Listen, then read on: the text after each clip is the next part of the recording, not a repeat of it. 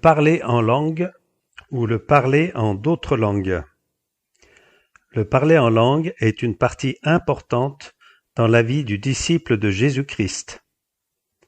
Rappelons tout d'abord que pour être un disciple de Jésus-Christ, il nous faut être né de nouveau, né d'eau et d'esprit, avec les 4 étapes incontournables de cette nouvelle naissance qui sont la repentance envers Dieu, la foi en Jésus, le baptême d'eau par immersion complète en tant qu'adulte consentant, et recevoir le Saint-Esprit, qui est aussi appelé le baptême du Saint-Esprit ou le baptême dans le Saint-Esprit. Et quand on reçoit le baptême du Saint-Esprit, on reçoit avec le parler en langue. On ne va pas parler ici des questions fondamentales et doctrinales du baptême du Saint-Esprit et du parler en langue, car on peut trouver de nombreux et bons enseignements sur ces sujets, notamment les leçons 10, 11, 12 de la Pioneer School. Bien qu'il puisse y avoir encore d'autres manifestations du parler en langue, comme les langues de combat spirituel ou le chant en langue par exemple, pour simplifier cette explication, on va parler ici des 4 diversités fondamentales des langues. Afin de réaliser cet audiovisuel, on s'est largement inspiré du chapitre 5 du livre de Dave Robertson, La marche dans l'esprit, la marche dans la puissance, livre que l'on peut télécharger gratuitement sur Internet en forme PDF. Il y a très peu d'enseignements sur la diversité des langues, car dans l'Église, peu de gens comprennent comment le Saint-Esprit opère. L'action de l'esprit ne peut pas être comprise par l'intelligence humaine. Par exemple, c'est incohérent pour l'intelligence humaine de penser que parler dans une langue que ni vous ni personne d'autre ne comprend, non seulement va vous édifier et vous éclairer sur ce qui concerne Dieu, mais encore va vous mener vers l'accomplissement de votre appel divin. Les différents flux surnaturels des langues.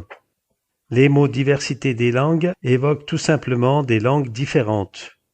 Par conséquent, les termes diverses langues et diversité des langues nous indiquent qu'il y a différents flux surnaturels ou différentes manifestations des langues. La raison pour laquelle les chrétiens sont dans la confusion par rapport aux langues, c'est qu'ils essaient généralement de mettre les mêmes règles du jeu à toutes les différentes actions ou toutes les différentes manifestations de ces langues. Cela suscite une grande confusion parmi les croyants et provoque des abus des dons de l'esprit. Par conséquent, au lieu d'être attiré par Jésus, le monde ne veut même pas de ce que nous avons à lui offrir. Bien que les diverses manifestations des langues surviennent au gré du Saint-Esprit, on peut considérer 4 manifestations fondamentales qui sont décrites dans la parole de Dieu. Les langues pour l'édification personnelle. Première lettre aux Corinthiens, chapitre 14, verset 4. Celui qui parle en langue s'édifie lui-même, celui qui prophétise édifie l'Église. Il s'agit du langage surnaturel que le Saint-Esprit parle à travers nous et que nous pouvons utiliser pour prier pendant de nombreuses heures, conformément à notre désir. Se parler en langue fait partie du baptême dans le Saint-Esprit. Deuxièmement, les langues d'intercession, avec des gémissements inexprimables. Épître aux Romains, chapitre 8, verset 26. L'Esprit nous aide dans notre faiblesse, car nous ne savons pas ce qu'il convient de demander dans nos prières, mais l'Esprit lui-même intercède par des soupirs inexprimables. La diversité des langues permet aux disciples de se tenir sur la brèche concernant leur propre vie, concernant leur famille, concernant leur Église, leur ville, leur nation, etc. Dieu peut aussi très bien les inciter à intercéder de cette manière pour quelqu'un ou intercéder pour une situation qui leur est complètement inconnue. Troisièmement, les langues pour l'interprétation. Première lettre aux Corinthiens, chapitre 14, verset 5. Je désire que vous parliez tous en langue, mais encore plus que vous prophétisiez. Celui qui prophétise est plus grand que celui qui parle en langue, à moins que ce dernier n'interprète pour que l'Église en reçoive de l'édification. Ce type de manifestation des langues se rencontre principalement pendant une réunion publique et elle est accompagnée d'une interprétation. L'interprétation est apportée soit par la personne elle-même, soit par un autre disciple. Quatrièmement, les langues comme signe pour les incroyants. Première lettre aux Corinthiens, chapitre 14, verset 22. Les langues sont un signe non pour les croyants, mais pour les non-croyants. C'est cette manifestation qui a eu lieu le jour de la Pentecôte, voir dans Actes des Apôtres, chapitre 2, versets 4 à 11. Cette expérience se produit quand le Saint-Esprit passe par-dessus l'intellect, quand le Saint-Esprit passe par-dessus toutes les barrières du langage, en donnant à un disciple la capacité de prêcher, la capacité d'enseigner ou la capacité de témoigner du Christ, et tout ceci dans une langue humaine existante qui lui est absolument inconnue, par exemple en chinois ou en dialecte zoulou. Des règles qui régissent l'action des langues première catégorie pour l'édification personnelle sont très différentes des règles qui régissent les langues troisième catégorie pour l'interprétation. C'est aussi différent que le jour de la nuit. Et aussi les règles applicables à la deuxième catégorie des langues pour l'intercession avec de profonds gémissements de l'esprit sont complètement différentes des deux autres manifestations des langues que l'on vient de voir. Et les langues quatrième catégorie comme signe pour les incroyants sont soumises à des règles très différentes des trois autres manifestations des langues. De ces quatre différentes manifestations des langues, deux d'entre elles, les deux premières, sont conçues pour être utilisées lors de la vie de prière personnelle d'un disciple, c'est-à-dire 1. Les langues pour l'édification personnelle et 2. Les langues d'intercession avec de profonds gémissements. Les deux autres, c'est-à-dire 3 et 4, 3. Les langues pour l'interprétation et 4. Les langues comme signe pour les incroyants, sont principalement utilisées lors des réunions publiques, mais pas que.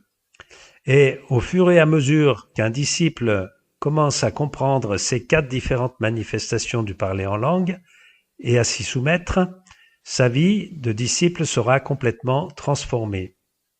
Nous allons maintenant détailler un peu. Premièrement, les langues pour l'édification personnelle. C'est la plus fréquente et aussi la plus spécifique des manifestations de la diversité des langues. Il s'agit d'une langue de prière que chacun des disciples reçoit quand nous sommes remplis du Saint-Esprit. Dieu s'en sert pour communiquer depuis son esprit vers notre esprit des secrets et des mystères divins. C'est en quelque sorte une ligne directe. Les langues pour l'édification personnelle représentent l'action la plus fondamentale de Dieu. Elle a été établie par Dieu pour faire en nous ce qui ne peut pas être fait par le prédicateur ou l'enseignant.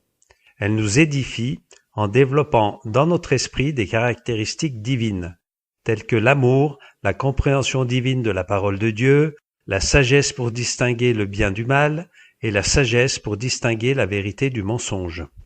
Un enseignant peut nous dire que nous devons marcher dans l'amour, mais il ne peut pas nous donner la force de le faire. Cette force nous vient seulement de notre esprit humain qui a été régénéré. Le Saint-Esprit peut accroître cette force dans notre esprit en utilisant la prière en langue. Prier en langue est aussi surnaturel que ressusciter les morts, parce que cela ne prend pas son origine en nous. La source de l'un et de l'autre se trouve dans la puissance du Saint-Esprit. La seule différence est la disponibilité de ce don. 3 des 4 diversités des langues nous sont données par le Saint-Esprit selon son bon plaisir. Néanmoins, il y a une diversité des langues que vous pouvez exercer à votre gré quand vous le voulez, aussi longtemps que vous le voulez, aussitôt après avoir été rempli du Saint-Esprit. Il s'agit des langues pour l'édification personnelle. Je souhaiterais pouvoir accomplir des miracles ou discerner des esprits chaque fois que je le veux, mais je ne le peux pas, car c'est selon le bon plaisir de Dieu que ces dons de l'Esprit passent par moi pour l'édification des autres. Mais s'agissant du parler en langue qui s'écoule de moi pour m'aider et pour m'édifier, Dieu a fait avec ce simple don ce qu'il n'a fait avec aucun autre don, car il a fait de moi le gérant de ma propre édification. C'est important de savoir que Dieu nous a confié la responsabilité de mettre en action ce simple don appelé langue. Désormais, à notre gré, nous déterminons nous-mêmes dans quelle mesure nous voulons être édifiés, en permettant au Saint-Esprit de s'exprimer à travers nous. Chaque fois que nous voulons prier en langue, tout ce que nous avons à faire est d'exercer instantanément notre foi. Le Saint-Esprit nous répondra aussitôt et commencera à créer ce langage surnaturel dans notre esprit. Il continuera même de le faire heure après heure, aussi longtemps que nous voulons continuer dans la prière. Nous pouvons prier pendant 12 heures et cela nous sera bénéfique à long terme pour nous qualifier pour l'appel que Dieu adresse à nos vies. Contrairement à ce que certaines personnes prétendent, le parler en langue ne nous rend pas bizarres. Les prières prononcées selon les directives des Saintes Écritures exaltent la parole de Dieu en nous. Rappelons-nous que le Saint-Esprit et la parole ne font qu'un. Première lettre de Jean, chapitre 5, verset 7. Prier dans l'esprit n'enlève jamais quoi que ce soit à la parole de Dieu, mais dispose favorablement notre esprit à une plus grande connaissance, à une révélation particulière de ce qui est déjà contenu dans la parole. Pourquoi cela ? Tout simplement parce que le Saint-Esprit est toujours en parfait accord avec la parole quand il prie à travers nous. Il est donc absolument impossible de trop prier dans le Saint-Esprit. Le parler en langue pour l'édification personnelle renforce tout simplement le travail de la parole en nous. Quand nous nous soumettons davantage au Saint-Esprit, cela nous amène à recevoir plus et à marcher beaucoup plus dans la puissance de Dieu. Quand nous prions en langue pour notre édification personnelle, le Saint-Esprit débloque le plan parfait du Père en nous. L'Esprit de Dieu est incontestablement celui qui est le plus apte à nous qualifier pour ce plan. Pendant que nous prions en langue, le Saint-Esprit prie à travers notre esprit pour les besoins de nos vies, y compris pour tout ce dont nous ne sommes même pas conscients, car Dieu connaît ce qui se cache au plus profond de nous-mêmes et il prie pour nous par l'intermédiaire du Saint-Esprit. Dans ce processus d'édification, notre autorité spirituelle s'accroît et notre foi se construit. Nous pouvons arriver au stade où une telle autorité est libérée que lorsque nous faisons face au diable et que nous le lions au nom de Jésus, nos injonctions faites dans la foi secouent littéralement le royaume de l'ennemi. Mais nous serons limités si notre foi est ébranlée. Nous n'arriverons pas à faire s'écrouler et tomber le royaume du diable si notre foi est ébranlée. C'est une leçon que même le prophète Élie a dû apprendre. En effet, après avoir vaincu les prophètes de Baal au mont Carmel, il s'est laissé déstabiliser par Jézabel, qui voulait lui ôter la vie, jusqu'à ce que Dieu le ramène à la foi. Voir dans le premier livre des Rois, chapitres 18 et 19. Dieu a créé un lieu de paix auquel nous pouvons accéder par la prière. Nous pouvons y voir comme un sujet de joie complète les diverses tentations, les tests et les épreuves par lesquelles nous passons. Lettre de Jacques, chapitre 1, verset 2. Pourquoi cela ?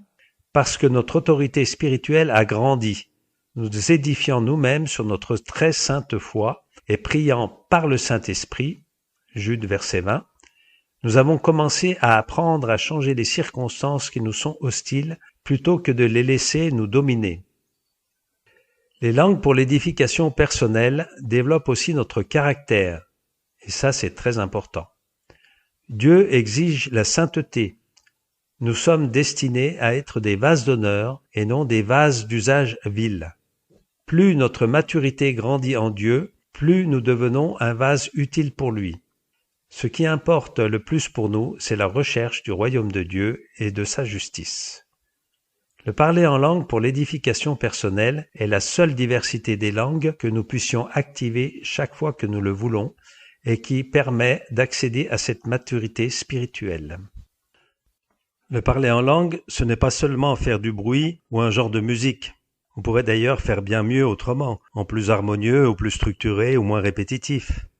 Mais quand on parle en langue, un message est émis, il y a une transmission de données qui se fait, même si on ne comprend pas avec notre intelligence ce que l'on dit, il y a une réelle communication qui se fait dans le spirituel.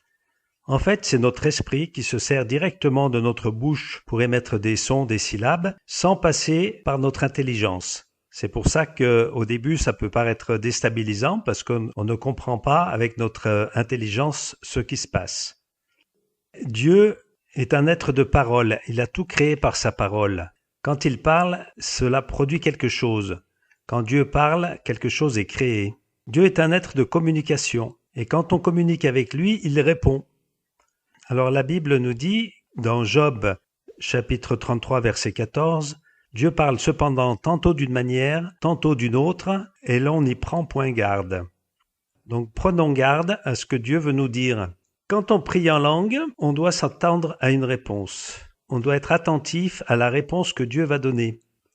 Une des utilités du parler en langue pour l'édification personnelle est que quand on ne sait pas comment prier pour quelqu'un, comment prier pour un problème ou pour une situation, parce que nous ne connaissons pas toutes les informations ni les circonstances présentes ou futures, dans ce cas-là, on prie en langue.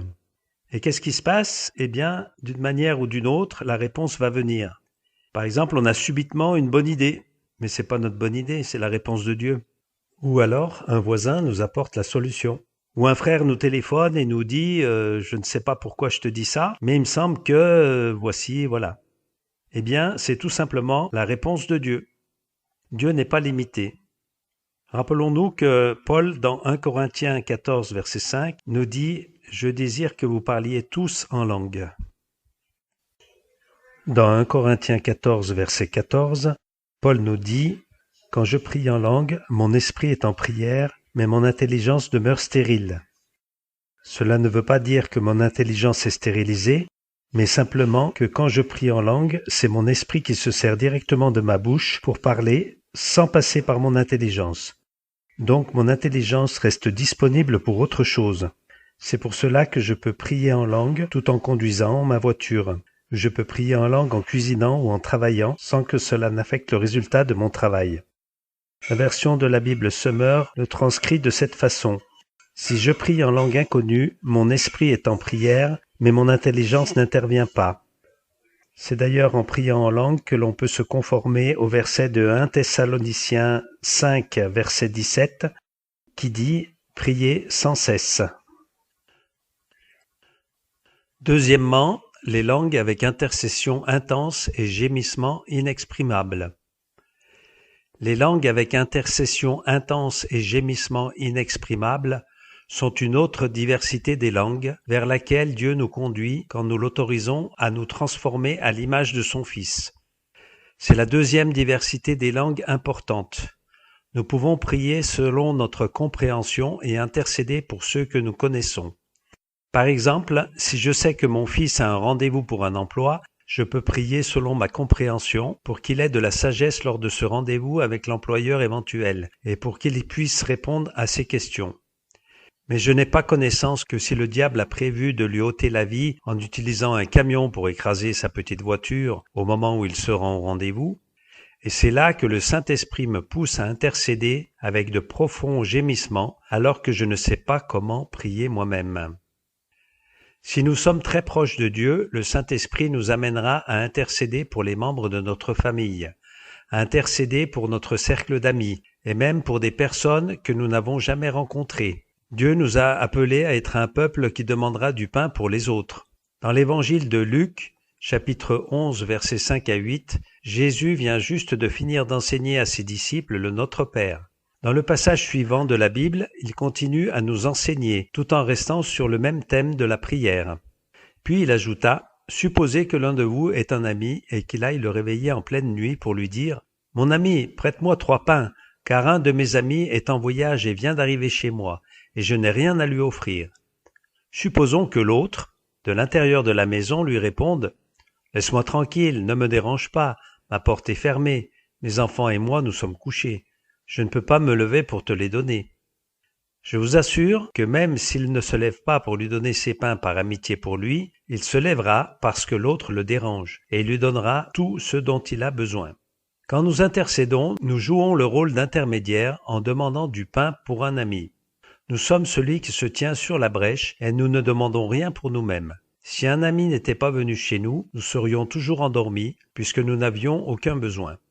C'est là la situation d'un intercesseur.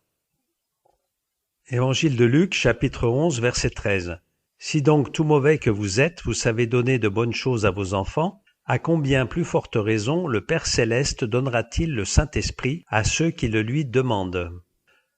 Dieu répondra donc à nos prières si nous nous soumettons au Saint-Esprit, en lui permettant de nous amener à intercéder puissamment pour ceux que nous aimons, à intercéder pour ceux qui ne sont pas sauvés, pour nos amis et les chrétiens qui sont proches de nous, etc.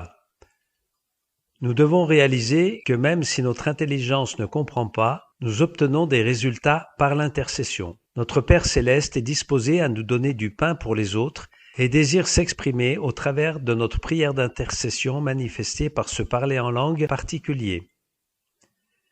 1 Jean chapitre 5 verset 16 dit que si nous voyons un frère commettre un péché qui ne mène pas à la mort, nous pouvons demander à Dieu de lui donner la vie par notre intermédiaire. Si quelqu'un voit son frère commettre un péché qui ne mène pas à la mort, qu'il prie pour ce frère et Dieu lui donnera la vie. Par exemple, si vous refusez de pardonner, vous devrez régler cette situation avec Dieu.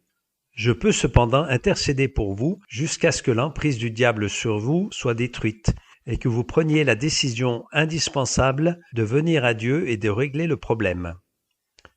Dieu se sert de nous pour intercéder pour ceux qui commettent un péché qui ne mène pas à la mort. Dieu nous amènera à nous tenir sur la brèche en prenant autorité contre les œuvres des ténèbres dans la vie de notre frère. Jésus lui-même nous dit dans l'Évangile selon Jean au chapitre 15 verset 13 « Il n'y a pas de plus grand amour que de donner sa vie pour ses amis ». Si vous êtes disposé à être utilisé non seulement pour vous tenir sur la brèche, mais aussi pour vous défendre contre tout ce que l'ennemi tentera contre vous, Dieu se servira de vous. Par exemple, un frère tomba gravement malade pendant que j'étais en vacances, et je ne savais donc pas qu'il était à l'article de la mort. Sans que je connaisse la situation, le Saint-Esprit pria toute une journée par mon intermédiaire avec d'intenses gémissements d'intercession. Je savais que j'étais au cœur d'une bataille décisive dans le domaine spirituel, mais je n'avais aucune idée que la crise était si proche.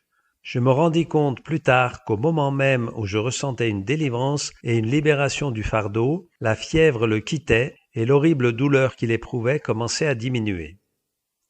Le Saint-Esprit est fidèle. Il sait pourquoi prier, même quand nous l'ignorons. Dieu est bon. Il faut bien comprendre que l'on ne peut pas s'engager à tout moment dans ces profonds gémissements d'intercession. Cela doit être conduit par l'Esprit. Certains pensent en être capables et s'efforcent d'émettre des gémissements qui découlent de leurs émotions. Mais cela restera des prières charnelles et c'est différent d'un cœur honnête qui dit « Seigneur, je veux seulement rester sur la brèche pour cette situation ».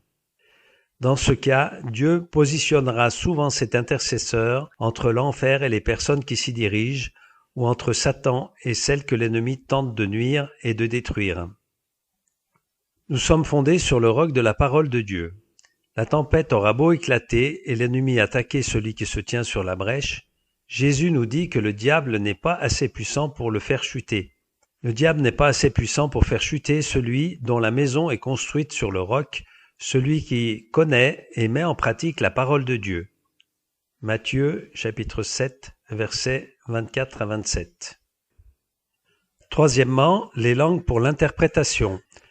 Nous ne pouvons pas utiliser les langues pour l'interprétation quand bon nous semble. C'est tout à fait différent des langues pour l'édification personnelle.